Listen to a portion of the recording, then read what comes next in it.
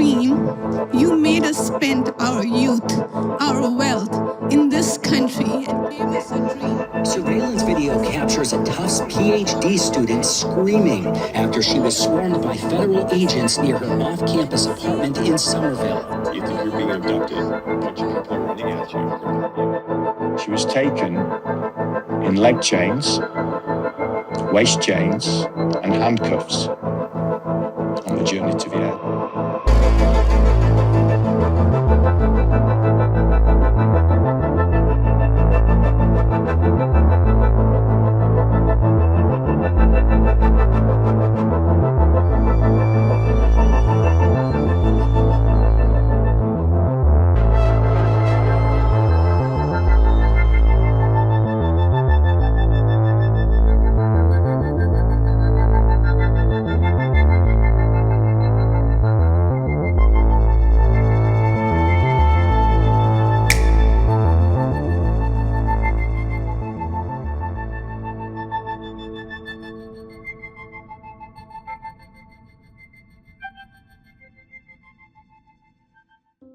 I've been in the USA for almost 4 years now.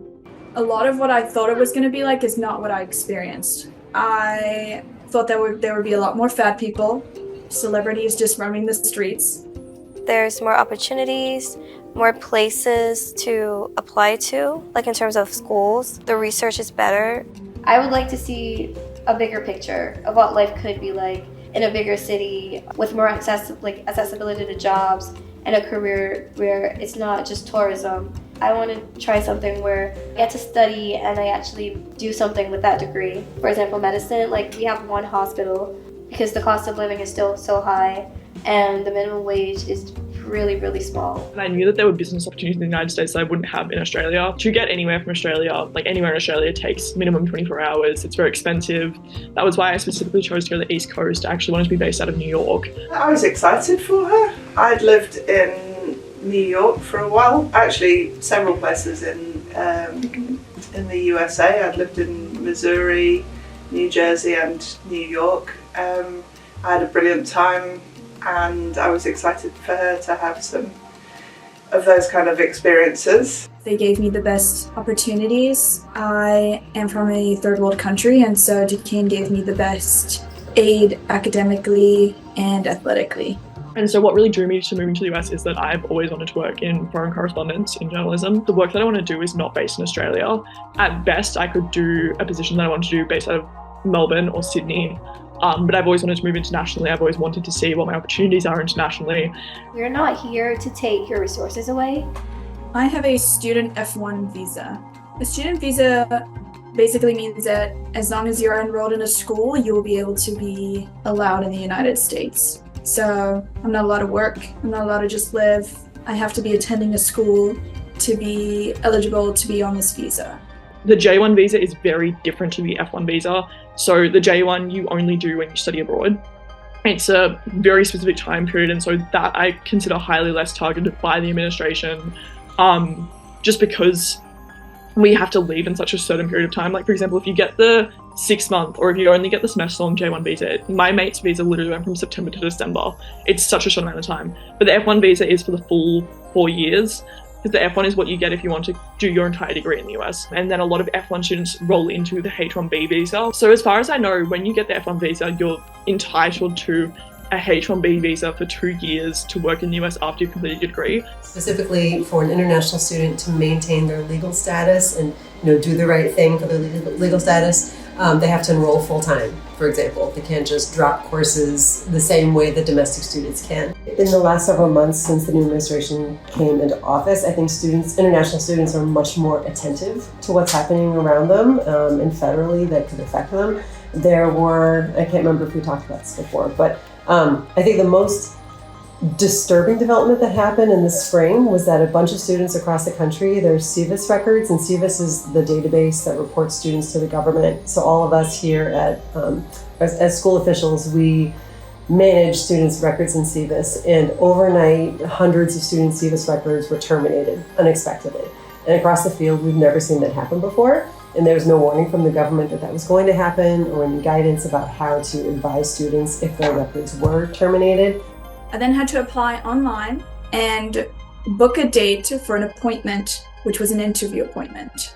I then had to fly from my hometown to the capital city, Cape Town, which is an hour and a half away, and go for the interview appointment, which was in person. They asked me a couple of questions on my application, such as what my future plans were, if I was planning on staying in the United States. And I said no, because if you do say yes, they won't grant you a visa. I'm a junior paralegal intern at the U Law Firm.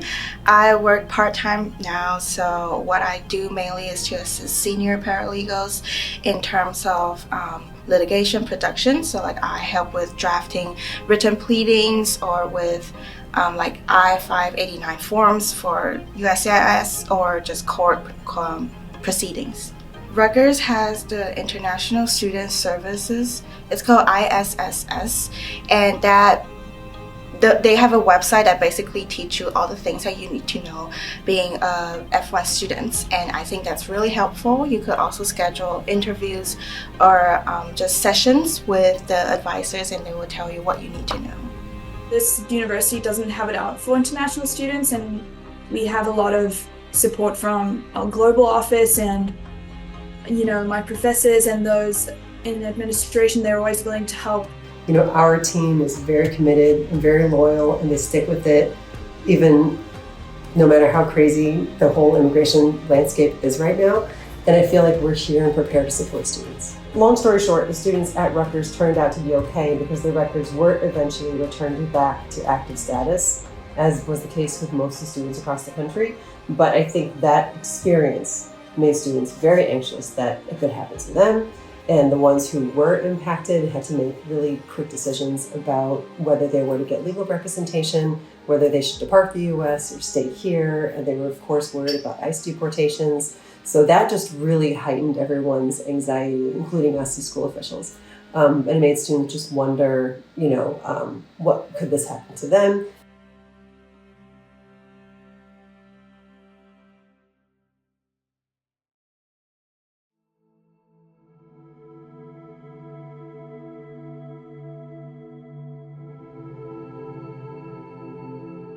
Yeah, I did start to get concerned. I read an article about a young girl who was travelling through the States and Canada, and then when she tried to cross the border into Canada, her visa wasn't correct, so she couldn't go through, and then she wasn't allowed to return into the US. So she was taken to an ICE detention centre. Which seems strange to me that she wasn't just sent back to the UK. Her parents, I was following it in the news, and her parents were asking for her to be sent home. She was taken in leg chains, waist chains, and handcuffs on the journey to the airport. She ended up spending, I think, nearly 2 weeks in the detention centre. Conditions weren't great, and yeah, that concerned me. Stuff happens, the visa something might have been left off, and I didn't want that for my daughter. I think it's really important to note that US immigration policies are deliberately targeting students in a very racialized way. I think that's really, really important to note. I was on the J1 visa. My friends and I were on the J1 visa. I was from Australia. My friends were from England. We were very dominantly white. H1B visa, which is obviously primarily dominated by people from the global south and like Asian students. And so I was very aware the whole time that I was a white student on the J1 visa. I was, first of all, not being racially discriminated against, and second of all, I was going to leave in a very specific amount of time. I've been having a lot of doubt, should I stay here? Should I continue my studies for med school here, or should I go somewhere else that would appreciate me and my talent? I vividly remember last year around about this time getting an email from our global office saying, please make sure that you carry your passport and immigration papers with you at all times. And we also cannot guarantee that the buildings on campus are safe from ICE raids. And I'll never forget feeling like that was the first time that I felt that I wasn't really safe in the place that I lived. And that there was also nothing that the university could actually do about that.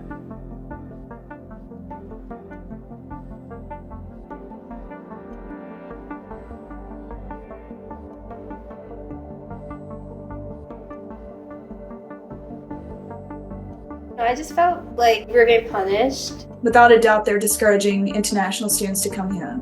I think the US government, even prior to the Trump administration, has taken international students for granted and the amount of money that they bring in for granted. I think the Trump administration is very deliberately targeting international students. We add value here, hence why there's an option to come to study over here, and then all of a sudden there's no more value, so we should just kick them out. I think that's kind of cruel. I've had countless people younger than me who have looked at me, looked at what I've gone through, looked at the trouble and the amount of money that I've had to pay to get to where I am now, and said, I don't know if that's worth it. I don't know if that's worth it. I think they're looking at people who they can get, which are people who are very spoken about politics. Our top strength is in our ability to distribute, to work together, to harass together. Please, take one of these, make noise. Please take a bucket and a drumstick, be ready to make noise. They have this thing where they want to keep you in your place, be seen and not heard. They could change the laws, they could make them fit their narrative.